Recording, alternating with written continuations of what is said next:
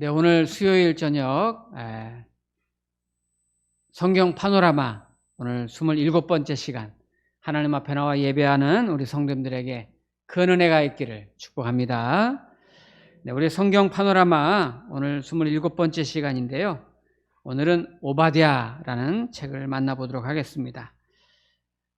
오바댜라는 책은 두 가지 특징이 있는데, 하나는 성경에서 가장 짧은 책입니다. 딱 한 장밖에 없어요. 그죠? 오바댜 1장. 이렇게 성경의 가장 짧은 책이고요.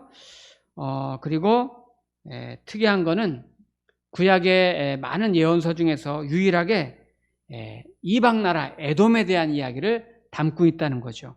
보통 이스라엘 역사를 다 다루고 있잖아요. 그런데 이 오바댜 책은 에돔 나라가 주인공으로, 에돔 나라에 대한 심판의 내용이긴 하지만 에돔 나라를 주 내용으로 담고 있는 게 특징입니다. 우리가 이제 그 수요일마다 성경 파노라마를 보고 있는데, 이제 이스라엘 나라가 북쪽 이스라엘, 남쪽 유다 나라 두 나라로 분열되었는데, 북쪽도 망하고 남쪽도 망하게 되잖아요. 근데 망할 때쯤에 이제 예언한 선지자들을 우리가 얼마 전에 봤죠.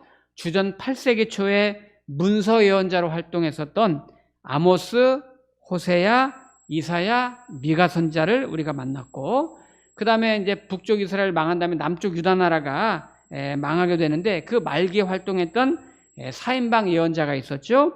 나훔, 스바냐, 하박국, 예레미야. 네, 요 선지자들 우리가 살펴봤습니다. 그런데 이제 바벨론으로 나라가 망하면서 끌려갈 무렵에 이 포로 생활하기 바로 직전 요 무렵에 이스라엘 나라 역사를 추정하기 어려운 모호한 선지자, 애매한 선지자 3명이 있어요.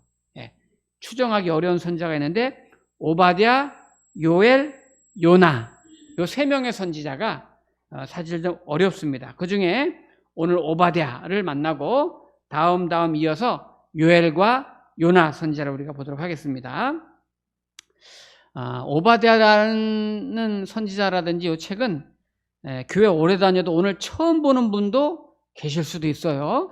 오바댜라는 책이 있었나? 물론 이제 수예배 오시는 분들이야 뭐 성경을 많이 보시니까 그러지 않겠지만은, 오바댜라는 이름의 뜻은 여호와의 종이라는 뜻을 가지고 있는데요.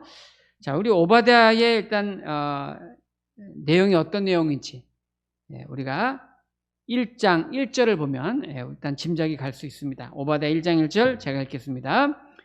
오바댜의 묵시라, 주 여호와께서 에돔에 대하여 이와 같이 말씀하시니라. 우리가 여호와께로 말미암아 소식을 들었나니 곧 사자가 나라들 가운데 보내심을 받고 이르기를 너희는 일어날지어다. 우리가 일어나서 그와 싸우자 하는 것이니라.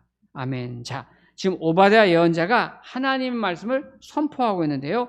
에돔에 대한 심판의 말씀이다 하면서 에돔 나라에 대한 심판에 대한 말씀을 선포하고 있어요. 에돔 나라는 이스라엘 땅 유다 나라 바로 옆에 붙어있는 나라인데요.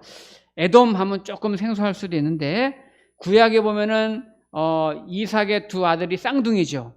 야곱과 이삭과 야곱이 쌍둥이로 태어났죠. 근데 이제 순간의 차이로 에서가 형이 되고, 야곱은 그 발뒤꿈치를 잡고 나왔다, 이제 동생이 되는데, 이 바로 그 에서의 그 후예들이 세운 나라가 에돔입니다. 그러니까 사실은 야곱과 에서 형제가 아니죠.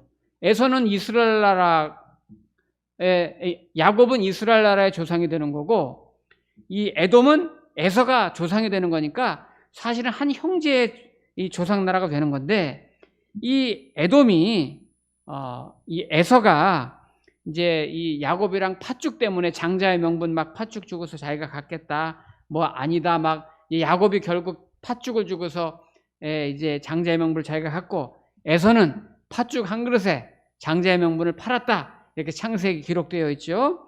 근데 팥죽이 붉은데 이 에돔 나라 땅이 붉으스름하게 되어 있더라고요. 제가 이게 그 에돔 나라 땅을 이렇게 이제 영상 같은 걸로, 성지순례 영상 같은 걸로 이렇게 보니까 붉으스름해요. 팥죽을 닮았는지. 자, 그런데 이 야곱과 에서가 한 형제인데, 야곱은 이스라엘 나라를 이루고 에돔 나라는 이 에서가 조상이 되는데 한 형제지만은 이 에돔 나라가 이스라엘 나라에 대해서 못된 짓을 계속해요. 역사 속에서 계속해요. 결국 그렇게 하다가 오늘 오바댜서에서 에돔 나라가 심판을 받는 내용이 담아져 있는 거예요. 자, 어떤 일을 했는지 오늘 한두 가지 먼저 그것부터 살펴보겠는데요. 1장 11절 말씀 보겠습니다. 오바댜 1장 11절 말씀 제가 읽어볼게요. 네가 멀리 섰던 날 곧 이방인이 그의 재물을 빼앗아가며 외국인이 그의 성문에 들어가서 예루살렘을 얻기 위하여 제비 뽑던 날에 너도 그들 중 한 사람 같았느니라. 네, 이 말이 무슨 말입니까? 야곱의 조상을 이뤘던 이 유다 나라, 이스라엘 나라가 공격을 당하고 적에게 침략을 당할 때 에돔은 같은 형제인데도 아무런 관심도 두지 않고 전혀 돕지도 않고 뒷짐지고 있었단 말이에요. 뿐만 아니라 오히려 유다 나라를 공격하는데 적군들이랑 한편이 돼가지고 유다 나라, 이스라엘 나라를 공격하는데 적군 편에 섰다는 거예요. 자, 우리가 여기서 오늘 두 가지 말씀의 주제를 정했는데 첫 번째 주제는 뭐냐? 선택의 순간에 하나님 편에 서야 합니다. 우리는 선택의 순간에 하나님 편에 서야 합니다. 네. 우리가 어떤 진로든지 어떤 방향이든지 어떤 장소든지 누구를 만나든지 선택의 기로에 섰을 때 항상 하나님 편을 선택하기를 축복합니다. 이 하나님 편에 하나님의 택한 나라, 유다 나라, 이스라엘 나라, 자기 형제 나라가 어려움을 당하는데 이 에돔은 하나님의 백성들, 자기 형제 나라가 어려움을 당하는데 주변 나라에서 공격하는데 같이 그 주변 나라랑 같이 공격을 한단 말이에요. 사탄이 공격을 하고 마귀가 공격할 때 악한 영과 한패가 되면 안 되겠죠. 그런데 가만히 보면 교회 다니면서도 가끔 이런 분들이 계세요. 교회 다니면서도 우상을 숭배하고 교회 다니면서도 다른 신을 쫓아다니고 교회 다니면서도 세속을 의지하고 교회 다니면서도 교회를 욕하고 교회 다니면서도 교회를 조롱하고 그런 성도님들이 있어요. 절대 하나님의 반대편을 서면 안 돼요. 우리가 어제 그저께 새벽 기도 시간에 시편 요즘 120 오늘 130편 했는데 129편 할 때 그런 말씀이 있어요. 129편 4절에 여호와께서 의로우사 악인들의 줄을 끊으셨도다. 시온을 미워하는 자들은 수치를 당하여 물러갈지어다. 하나님은 악인들의 줄을 끊으셨다고 그랬고 시온을 미워하는 자들, 하나님의 성전 예루살렘에 있는 그 성전을 미워하는 자들은 수치를 당하여 물러갈지어다 그랬습니다. 그때 제가 새벽 예배 때 그랬어요. 동아줄 얘기했어요. 그죠? 새벽에 나온 분들 기억하시죠? 동아줄 이야기. 호랑이는 엄마 잡아먹고 그 애들까지 잡아먹으려고 하늘에다가 동아줄 내려달라고 했지만 아이들은 튼튼한 동아줄 내려왔지만 호랑이는 썩은 동아줄 내려왔는데 그 썩은 줄도 모르고 붙잡고 올라가다가 끊어졌다 그랬어요.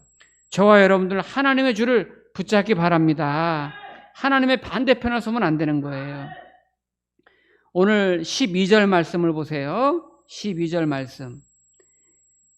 내가 형제의 날 곧 그 재앙의 날에 방관할 것이 아니며 유다 자손이 패망하는 날에 기뻐할 것이 아니며 그 고난의 날에 내가 입을 크게 벌릴 것이 아니며 이 말을 제가 세 번역으로 읽어드릴게요. 세 번역으로 에돔에 대해서 하는 말이에요.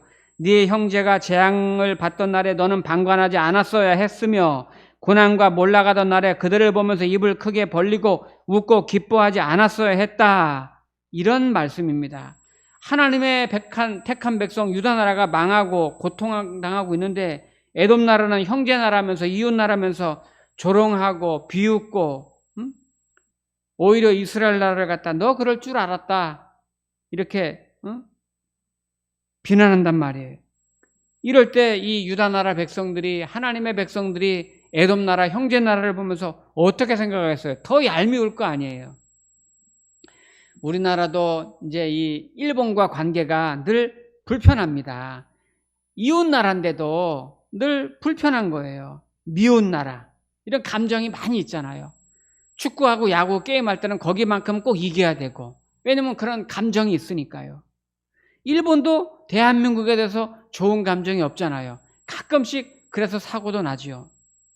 그러나 저와 여러분들 하나님의 마음을 품으면 그 사람들 밉지만 불쌍히 여기는 마음이 드는 거죠. 그러니까 우리나라도 밉지만, 그 나라가 밉지만 우리나라 한국교회가 일본을 품고 있고 기도하고 있고 선교사도 보내고 있는 거잖아요. 그 나라가 밉지만, 그러나 주님의 마음을 품을 때 감정적으로 생각하지 않고, 밉지만 어려움 당하고 고통 당할 때 우리나라가 도와주기도 했잖아요. 격려해주고 기도해주고 선교사 보내고, 우리나라가 그러고 보면 참 좋은 나라죠, 그죠? 네. 저와 여러분들도 주변에서 때로는 그 사람이 밉고 때로는 그 사람이 싫지만, 여러분 주님의 마음을 우리가 품는다면 어려움 당하고 고통 당할 때 주님의 마음으로 손잡아주고 격려해주고 위로해주고 함께 할 수 있는 것, 그게 하나님의 편에 서 있는 그런 신실한 성도인 것을 믿으시기 바랍니다. 가끔 신앙생활 하는 성도들 중에 보면은 조금 안타까울 때가 있어요. 예. 자기 마음을 컨트롤하지 못해가지고 자기 감정이 이상하게 꼬여가지고 자기 상황과 환경에 지배를 받아서 그런지 다른 사람들, 다른 교우들에 대해서 편한 마음을 갖지 못해요. 다른 교우가 나보다 잘 되는 것도 못 보고, 다른 교우가 나보다 잘 되는 거 박수 쳐주지도 못하고, 나보다 잘 되는 사람 싫어하고 괜히 밉고 괜히 시기하고 질투하고. 예전에 실제로 그런 분들도 있었어요. 내가 누구를 전도했어요. 근데 전도한 분이 더 열심히 신앙생활하고 먼저 권사님이 됐어. 나는 아직 집사님도 아닌데. 얼마나 이분이 속이 상하겠어요. 열심히 하지. 본인 잘못한 건 생각 안 하고 자기보다 늦게 교회 등록해서 열심히 해서 권사님 된 거 그 사람만 미워하는 그런 성들도 계세요. 마음이 항상 꼬여있는 에돔 나라 같은 성도. 여러분, 저와 여러분들 에돔 나라처럼 살지 마시기 바랍니다. 자, 이 에돔 나라에 대해서 하나님께서 뭐라고 말씀하시나 한번 볼까요? 1장 15절 말씀. 하나님께서 말씀하시는 거예요. 여호와께서 만국을 벌할 날이 가까웠나니 네가 행한 대로, 에돔 네가 행한 대로 너도 받을 것인즉 내가 행한 것이 내 머리로 돌아갈 것이라. 그렇습니다. 얼마나 두려운 말씀이에요. 에돔 네가 한 짓을 너도 알지? 네가 한 짓 그대로 너도 당할 거다. 하나님이 그렇게 말씀하시는 거예요. 로마서 2장 6절에도 하나님께서 각 사람에게 그 행한 대로 보응하시나니 그렇게 말씀합니다. 저와 여러분들 심는 대로 거둔다. 그런 말씀 성경에 여러 번 나오잖아요. 이왕이면 선한 마음으로 좋은 마음으로 대하시고 섬길 수 있기를 축복합니다. 그러면 어쩌다가 에돔 나라가 이렇게 됐을까? 어쩌다가 형제 나라인데, 이웃 나라인데 그렇게 이스라엘을 괴롭히고 이스라엘 잘 되는 것을 못 보고 오히려 반대편에 서서 이스라엘을 조롱하고 그렇게 공격했을까? 처음부터 그러진 않았을 텐데 오늘 그 원인이 뭘까? 힌트가 나옵니다. 자, 오늘 1장 3절 말씀 보겠습니다. 오바댜 1장 3절 말씀 제가 읽을게요. 너의 마음의 교만이 너를 속였도다. 바위 틈에 거주하며 높은 곳에 사는 자여, 내가 마음에 이르기를 누가 능히 나를 땅에 끌어내리겠느냐 하니. 그렇습니다. 자, 오늘 두 번째 주제가 나옵니다. 두 번째 주제는 하나님과 사람에게 교만하지 말아야 합니다. 하나님과 사람 앞에 교만하지 말아야 합니다. 그렇습니다. 에돔은 교만이라는 속성이 있었어요. 교만이 자기를 속인 걸 모르고 교만했었기 때문에, 교만해서 그런 거예요. 오늘 3절 말씀에 나오지만 에돔은 어디에 살았습니까? 바위 틈에 거주하며 높은 곳에 사는 자여, 감히 누가 나를 땅에 끌어내리겠느냐. 그랬더니 감히 누가 나를. 고고학자들이요, 성서 고고학자들이 이제 그 히브리 이스라엘 땅을 쭉 돌아다니면서 이제 이 발굴하는데 에돔 지역을 이렇게 이제 찾아서 이렇게 보다 보니까 에돔 지역은 이제 요르단의 이제 페트라라는 지역, 이제 페트라가 이제 반석이란 바위라는 뜻인데 페트라 지역에 있었는데 아주 천연 자연 동굴, 높은 지역의 큰 바위 위에 이 에돔 도시가 건설되어 있는 거예요. 그러니까 지형도 높은 데다가 바위로 된 그런 높은 그런 곳에 집들을 막 짓고 살았던 거죠. 그래서 세계 7대 불가사의 중에 하나의 지역이랍니다. 그러니까 얼마나 대단한지 알 수 있죠. 예전에 오래된 영화 중에 인디아나 존스라는 영화가 있었는데 여기서 촬영했다고 그래요. 예. 근데 에돔이 이렇게 높은 지역에 천연 바위, 천연 동굴 그런 곳에 자기네가 이렇게 딱 요새를 가지고 있으니까 외부 나라에서 난공불락이죠. 공격하기도 어렵고. 그러니까 외국에서 쳐들어와도 웬만해서는 넘어가지 않는 나라예요. 예. 그러니까 에돔이라는 나라는 교만한 그런 환경을 자기네 나라가 그런 갖고 있는 거예요. 오늘 그래서 성경에서도 1장 3절에서 그렇게 말하는 거예요. 바위 틈에 거주하며 높은 곳에 사는 자여 마음에 이르기를 누가 능히 우리를 끌어내겠느냐 이러면서 살고 있는 거예요. 누가 감히 나를 땅바닥에 끌어내리겠느냐. 거기에 있는 사람들도 다 그런 생각하는 거죠. 우리 세상에 사는 사람들도 혹시 성도들 중에도 그럴 수 있죠. 누가 감히 나를 건드려. 누가 감히 나를 땅바닥에 끌어내려. 내가 누군데. 요즘 가끔 그런 유행어 있죠. 나 이정수야. 근데 뭐 어찌라고. 나 에돔이야. 감히 누가 나를.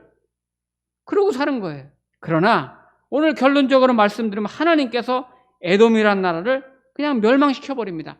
유적지만 남겨놓고 지구상에서 에돔이란 나라는 완전히 사라지게 만들었어요. 그레고리 대제, 그레고리 1세 교황, 대제로 주로 불리는데 1세 교황이 7가지 죽음에 이르는 7가지 죄가 있다. 이래가지고 문서를 발표했는데 그중에 첫 번째 죄악이 교만이라고 말했어요. 죽음에 이르는 7가지 죄가 있는데 첫 번째 죄가 교만이다. 이렇게 말했어요. 여러분 13세기 신존재 증명으로 유명했던 스콜라 철학자 중에 우리 기독교 철학자죠. 토마스 아퀴나스. 대단한 분이잖아요. 이분도 그렇게 말했어요. 교만은 모든 죄의 어머니다. 이런 표현을 했어요. 성경에서도 교만에 대한 말씀은 많이 나오죠. 대표적으로 잠언 16장 18절. 교만은 패망의 선봉이요. 거만한 마음은 넘어짐의 앞잡이다. 그러니까 교만한 사람은 바로 멸망이라는 거예요. 하나님도 굉장히 싫어하는 거 아닙니까? 성경은 왜 교만을 이렇게 중요하게 다룰까요? 교만은 모든 죄의 뿌리가 되고 근원이 되는 거예요. 아담과 하와도 선악과를 왜 먹음직도 보암직도 해서 따먹었지만 사탄이 뭐라고 했어요? 눈이 밝아져서 하나님처럼 된다는 말에 교만한 마음이에요. 하나님처럼 된다? 교만한 마음 때문에.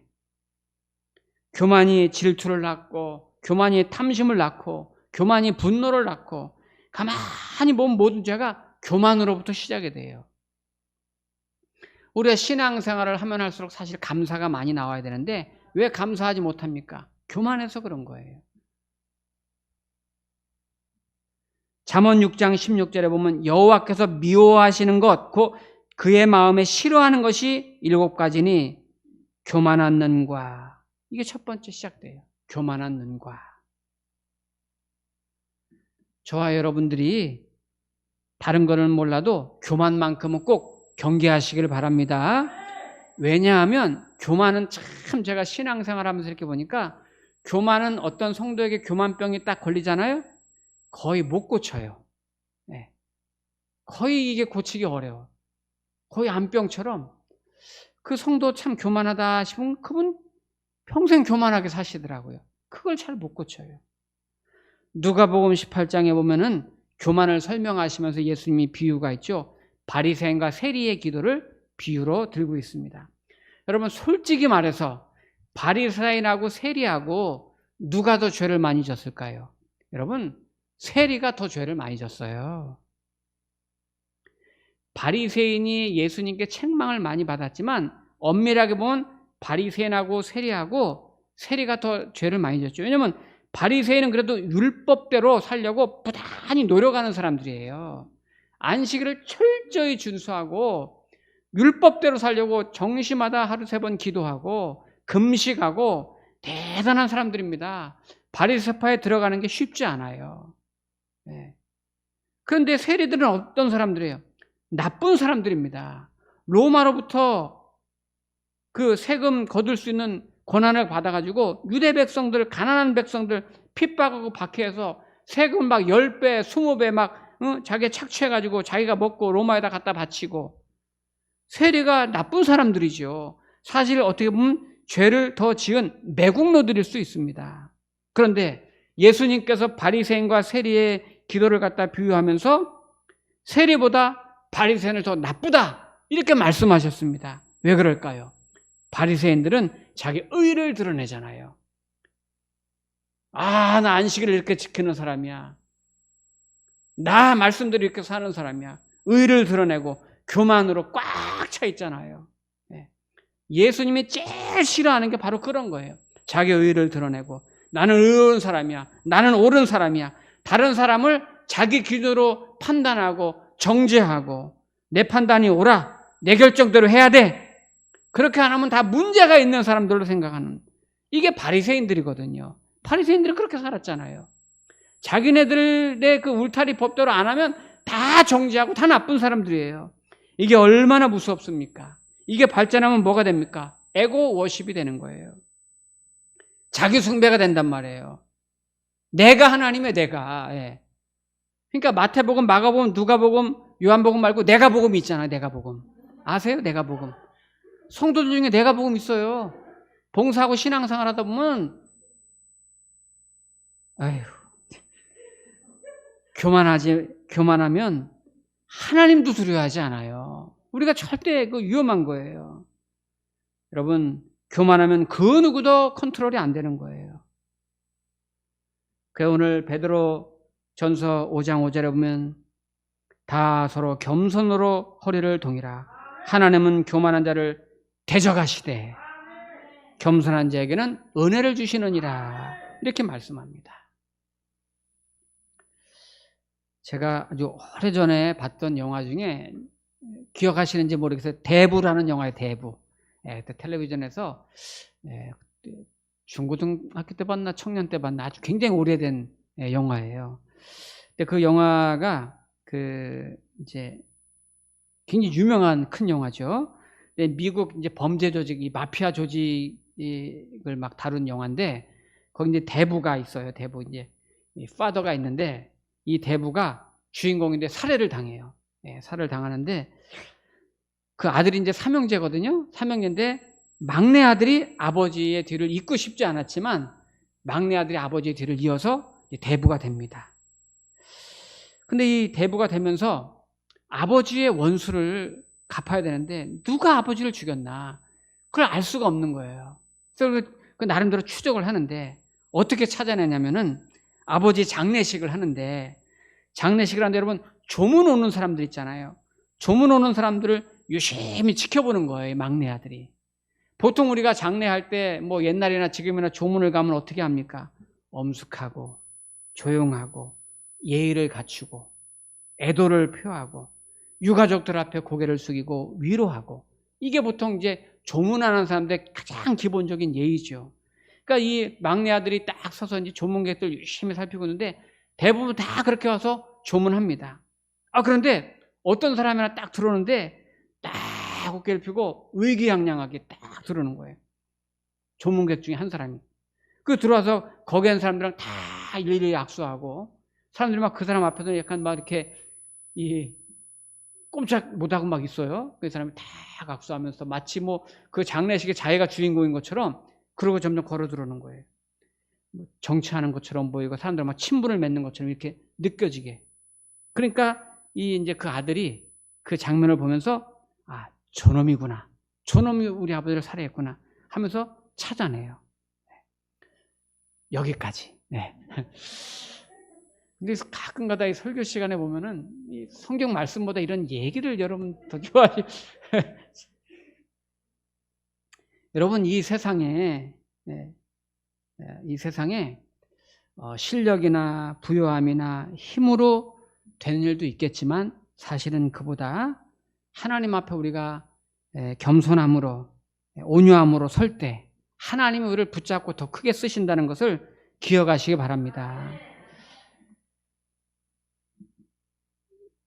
제가 지금 기억하고 있는 것 중에 그 세계 최대 그 주간지 타임지 있잖아요. 네, 타임지 그 21세기가 막 시작될 때 타임지 커버에 이제 그 제목이 딱 실렸는데 뭐가 실렸냐면 지구 종말에 가까워질 수 있도록 하는 가장 무서운 병이 있다. 그게 뭐냐 이거죠. 지구 종말을 재촉하는 가장 무서운 병이 있다. 그게 뭘까? 그게 이제 이 당시 타임지 큰 표지 주제였거든요. 우리가 보통 그러면 종말을 위협하는 가장 무서운 병, 암인가? 뭐 심혈관의 반응병인가? 이렇게 생각했지만 놀랍게도 그 책에서 주장하는 인플루엔자였어요. 인플루엔자. 감기, 독감, 바이러스 다 이런 거잖아요. 근데 그 당시에 누가 예측이나 했겠어요. 근데 우리가 지금 코로나 때문에 꼼짝 못 하잖아요. 눈에 보이지도 않는 그런 작은 바이러스, 그거에 온 인류가 수탑돼 가지고 있잖아요. 문명의 이가 아무리 발전하고 발달하고 굉장하다고 해도 사실 우리 인간의 교만이 최고로 다다랐을지라도 여러분 이런 거 작은 거 하나에 쓰러지고 마는 것이 인간의 그 무력한 모습을 우리가 요즘 보고 있잖아요. 세상에 인류 2000년 역사에 교회 문을 닫을 줄 누가 상상이나 했겠어요. 우리가 하나님 앞에 겸손할 수밖에 없습니다. 오늘 저와 여러분들 첨단의 과학의 시대, 뭐 민간이 우주를 왔다 갔다 하는 그런 시대, 아무리 자랑하는 시대를 할지라도 우리가 하나님 앞에 겸손하시기를 축복합니다. 또한 사람들 앞에 저와 여러분들이 주님을 닮아가는 자로서 먼저 겸손하시고 하나님 저를 불쌍히 여겨주세요. 하나님이 아니면 저는 아무것도 아닙니다. 이런 낮은 마음으로 오늘도 기도할 때 하나님의 큰 은혜가 있기를 축복합니다. 기도하겠습니다.